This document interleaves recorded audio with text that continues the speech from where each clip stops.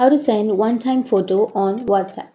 So if you want to send one-time photo on WhatsApp, then what you can do is open up your WhatsApp application and then simply go for any one of your chats.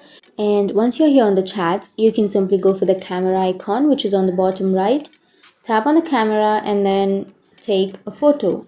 And once you've taken a photo, now here on the bottom right, you will have disappearing seconds or that option, right? So you can simply tap on that, and then here you will have view once messages give you more privacy. So tap on OK, and then here you will have the one, right?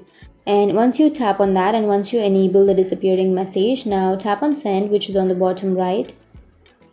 And once you've sent, now it has been sent. So that's how you can send a one-time photo on WhatsApp. And now if the other person taps on that photo, then once they've opened the photo, they can't replay the photo, or they can't view the photo again, or they can't save it.